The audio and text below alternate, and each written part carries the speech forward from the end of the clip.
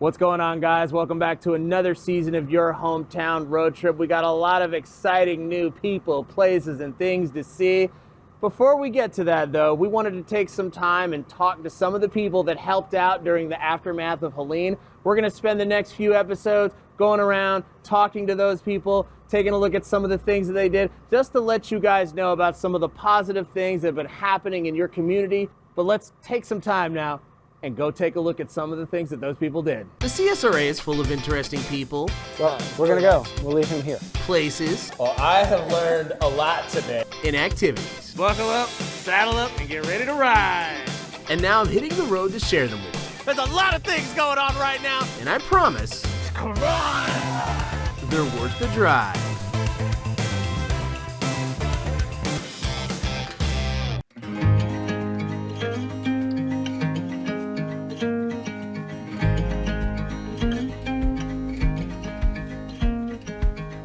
All right, what's going on, guys? We are here for our first stop of the day, and we are here at a very special spot, and we're going to talk about that. We got my friend here. How you doing today, sir? Doing well. How are you? Excellent, Josh. So tell me, Josh, for the people who are watching right now, I want you to tell us where we're at right now and what this place is all about. We are at Crossroads Baptist Church in Hepzibah, Georgia. We have a tremendous church.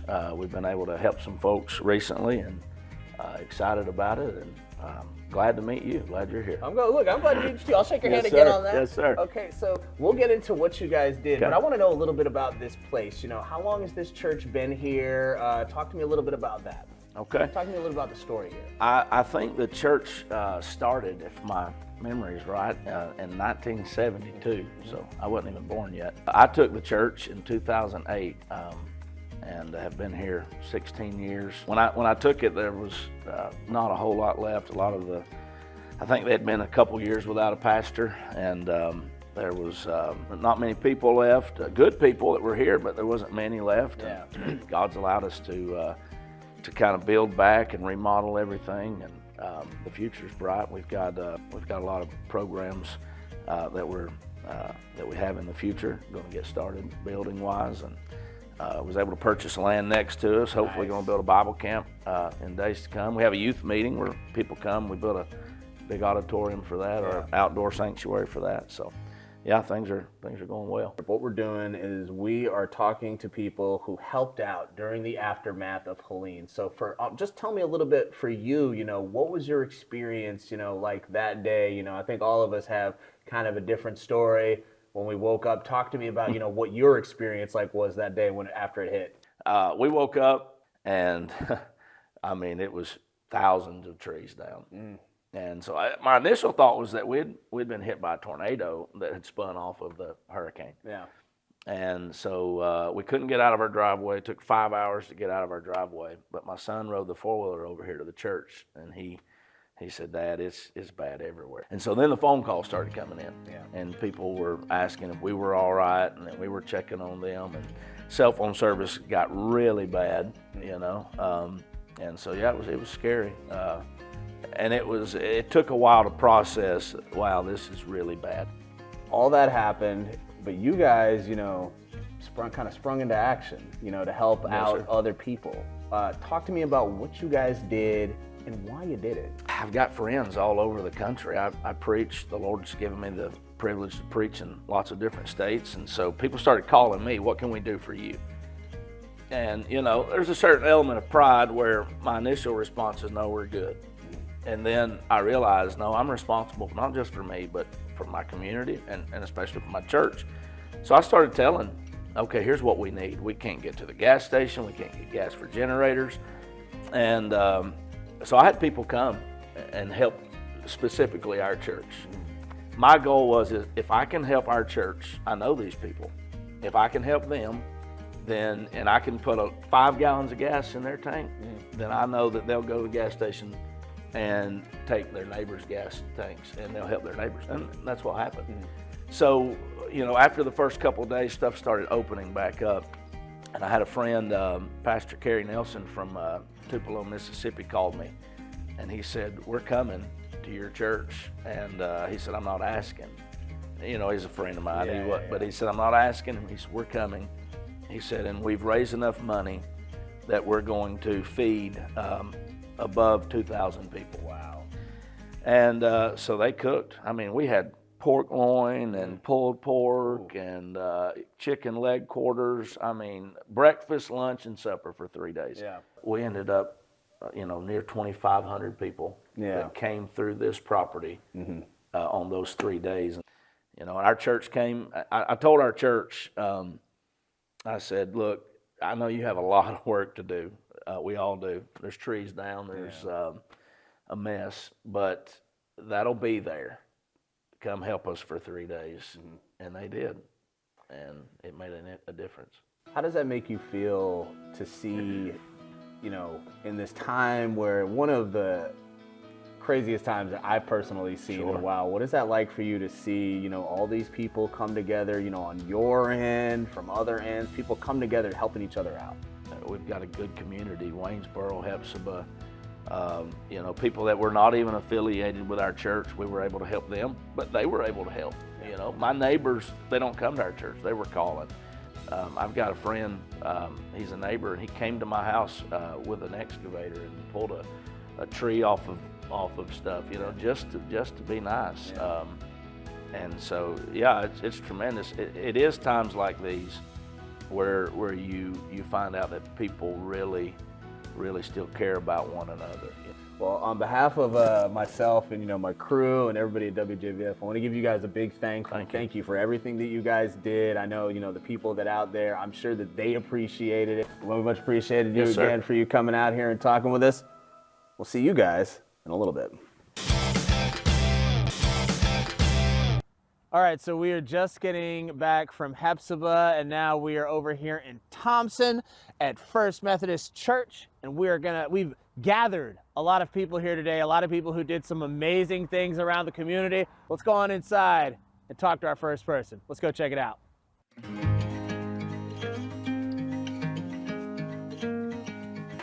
All right, what's going on, guys? We are continuing our journey about finding out about positive things that have been happening during the aftermath of Helene. And right now, we had to head out here to McDuffie County and talk to my friend Kenya. Kenya, how are you today? I'm good. How are you? Kenya, for the people who don't know, give us a little bit about an idea about who you are and what you do here in this area. So I'm currently the president and CEO of the Thompson McDuffie Chamber of Commerce, and so we just support our business organizations that are part of our chamber, and it's not just businesses but our nonprofits that are part of our chamber as well, and to help promote community growth and business growth for our community as well. What is it about this area that you love? The people. It's one of those things, when I first moved here many years ago, I wasn't sure if I was going to end up staying here in Thompson, but over time you just kind of get involved in the heartbeat of the city and the county, and everything about it becomes your heartbeat, and so now we've kind of merged together. So we talked about what the chamber felt like it needed to do after it found out about all the devastation that happened after the hurricane. If you know, like for McDuffie County, cell service was just non-existent.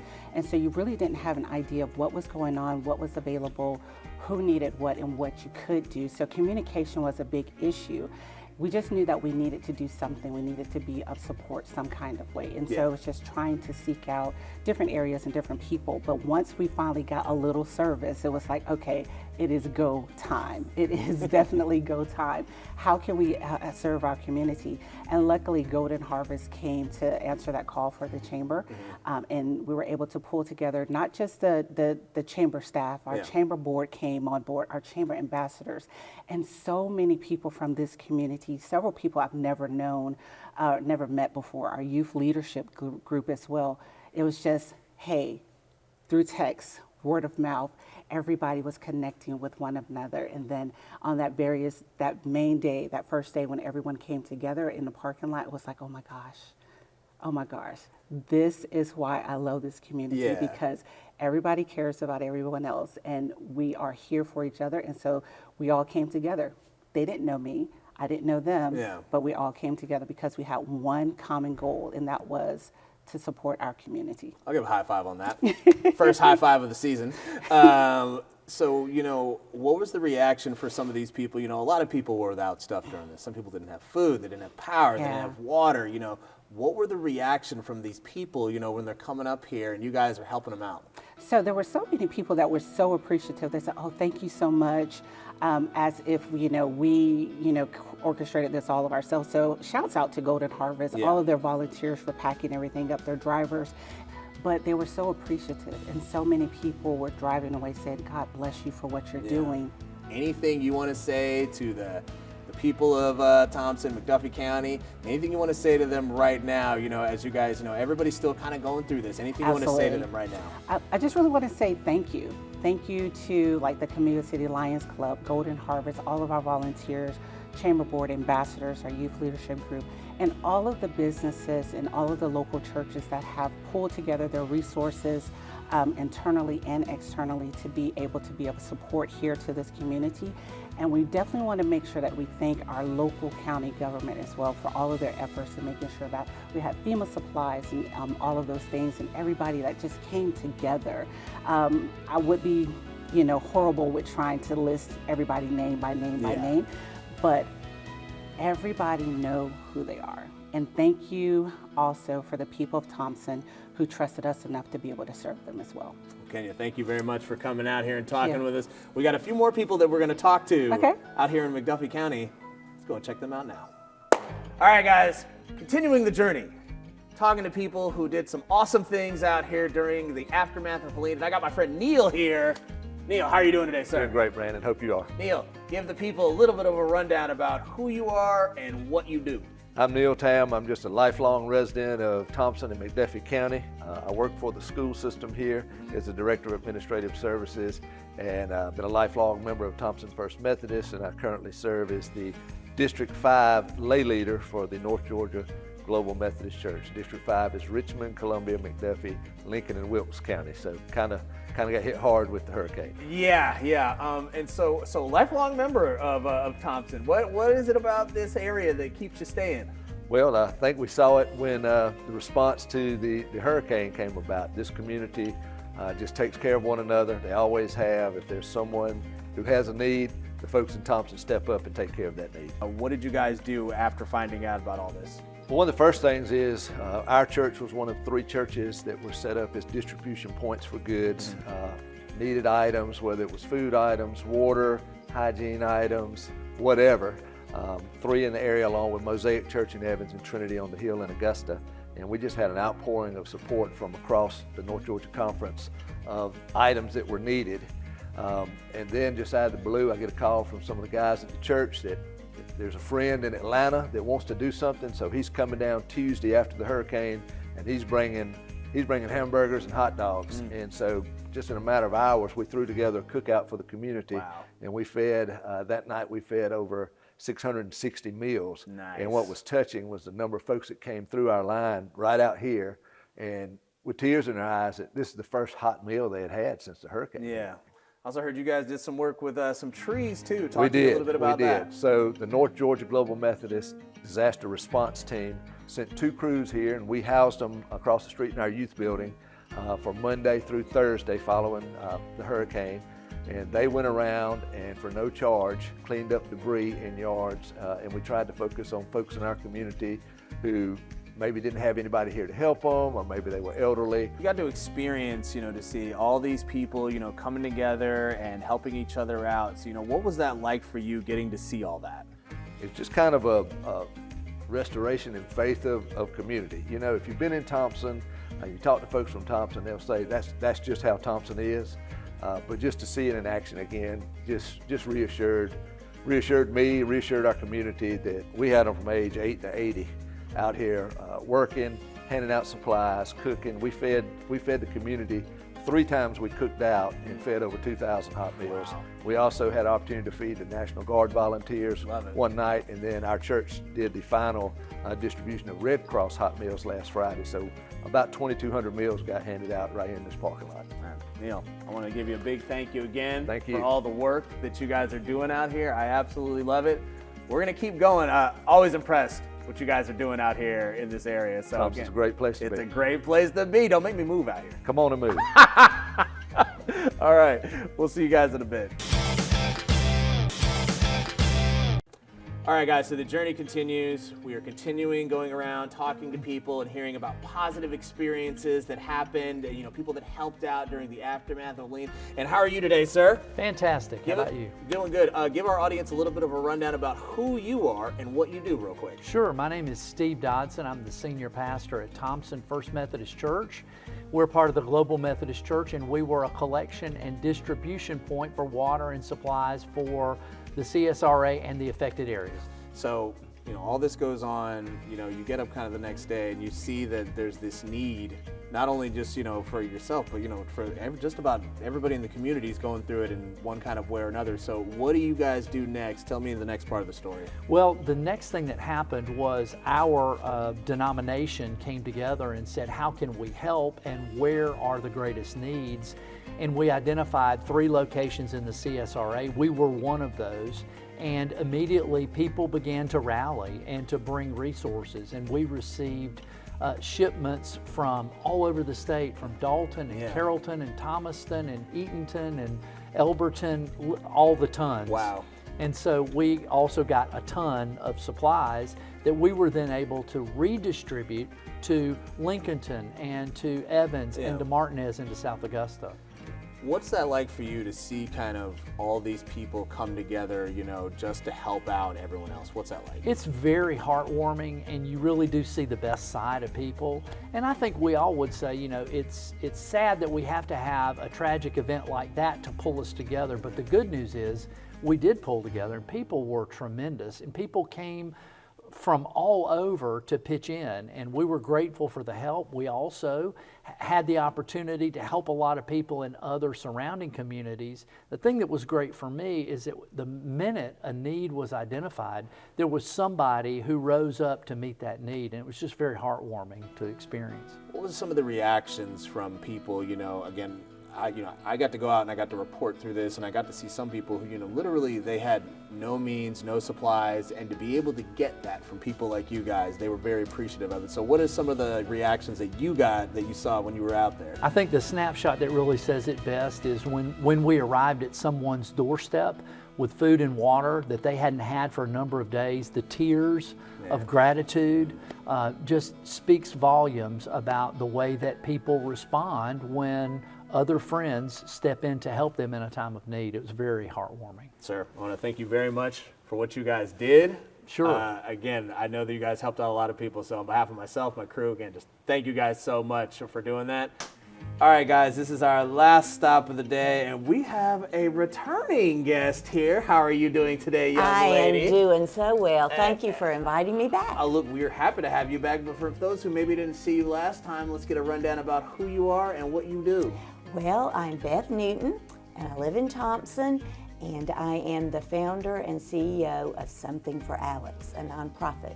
And so give us, the people, a little bit of a rundown about what Something for Alex is and what it's all about. Well, Something for Alex is a nonprofit that me and my family started after we lost our son Alex, and he was killed in Atlanta. And several years, well, a year or two after he passed, we got a letter from a friend he had met on a trip, and from that letter we started Something for Alex. And so, since then you guys have been using that platform to, help others out, and that's kind of what we're talking about here today. We're talking about folks that have helped out in the aftermath of Helene. How did you take Something for Alex, and what did you do to help out other people? Well, our Something for Alex is showing random acts of kindness for others, and we just knew we had to rally together to help our neighbors, those that we did not know, but come together as a community to try to dig ourselves out of this terrible situation we were in. And not having self-service for the weekend was very hard, because you literally had to knock on doors and see people on the road. And that's what we did. As we were riding around, we would roll down the window and ask people what they needed. And then by the weekend, things began to rally together, and we could see ways of actually trying to physically help each other. what's that like for you, being able to help people, being able to take, kind of your platform and being able to give back? Well, that's our purpose. That's what we do. We began to see ways that Something for Alex could pitch in. Yeah. One is for Alex's birthday this summer, we put up a food pantry, which is a little house, but you open the back doors and it's full of food and non-perishable household items. And we had been doing that since mid-July. Yeah. But this we saw as a great opportunity to bring others together and stock it and restock it and get the word out that these non-perishables were there to help anyone in need. What's next for you guys? If people are needing anything, are they able to reach out? What are you guys planning to do now? What's the next process? Well, our Amazon wish list is still out there, and the list is updated daily as we're seeing things that are needed in homes that we don't have readily available. So our wish list is available on our Facebook page, our Instagram, and our website, Something for Alex. You can find us on social media that way, and then reach out and order something, and we will get it in our food pantry as soon as it comes. Well, I got a high five in here for you. All right. Yeah, and I want to give you a big thank you again for everything that you have done and for being our only our second ever two-time guest here on Your Hometown Road Trip. I hope you keep continuing to do great work.